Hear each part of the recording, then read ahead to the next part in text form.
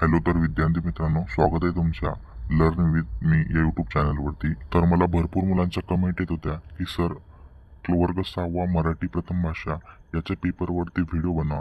तर फायनली मी घेऊन आलो आहे तुमच्यासाठी वर्ग 6चा प्रथम भाषा मराठी याचा पॅट पेपर. हाच पेपर तुम्हाला परीक्षेमध्ये 100% विचारला जाणार आहे. चला तर बघूया विद्यार्थी मित्रांनो की आपल्याला कोणते प्रश्न येणार आहे. त्या अगोदर तुम्ही अजूनही चॅनलला सबस्क्राईब केलं नसेल तर चॅनलला सबस्क्राईब करा आणि बेल आयकॉनवर प्रेस करा.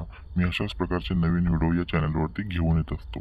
तर बघा विद्यार्थी मित्रांनो, प्रश्न क्रमांक 4 आहे. या प्रश्नामध्ये तुम्हाला एक उतारा दिला आहे. त्या उताराच्या आधारे तुम्हाला एक स्वतःची स्टोरी तयार करायची आहे की जसं की आपण या स्टोरीला नाव दिलं आहे हार न मानणारा कलाकार. तो सोनू हा एक मुलगा आहे, त्याला चित्रकलेची आवड असते.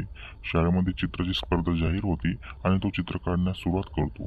त्याच्याजवळ कोणत्याही प्रकारचं साहित्य उरत नाही, तरीही दुसऱ्याचं साहित्य घेऊन त्याचे चित्र तो पूर्ण करतो आणि प्रथम क्रमांक येऊन त्याचे सगळीकडे कौतुक केले जाते.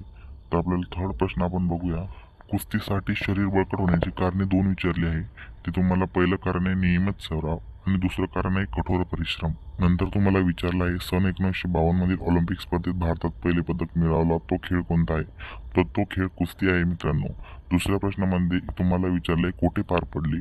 तर फिनलंड येथे सर्व स्पर्धा पार पडल्या. अशाच प्रकारचा प्रश्न क्रमांक 6चा उतारा पण तुम्हाला वाचायचा आहे की ज्यामध्ये एका आकाश नावाच्या विद्यार्थ्याची स्टोरी सांगितली आहे. त्याच्या आधारे तुम्हाला खाली काही उताराचे प्रश्न दिले आहेत, ते तुम्हाला सॉल्व्ह करायचे आहे. जसे मी दाखवतो. तर प्रश्न क्रमांक अ मध्ये तुम्हाला विचारलं आहे उताराच्या आधारे आकाशचा एक गुणविशेष लिहा. तर त्यामध्ये तुम्हाला लिहायचा आहे तो एक मेहनती आणि जिद्दीचा मुलगा होता. दुसऱ्या प्रश्नामध्ये विचारलं आहे आकाश स्पर्धेत यशस्वी होण्याचे कारण विचारले आहे. तर त्याचे उत्तर आहे त्याने संधीचे महत्त्व ओळखले होते म्हणून तो यशस्वी झाला. प्रश्न क्रमांक ई मध्ये विचारला आहे 2 तुम्हाला सूचना विचारल्या आहे, ते लिहायचे आहे.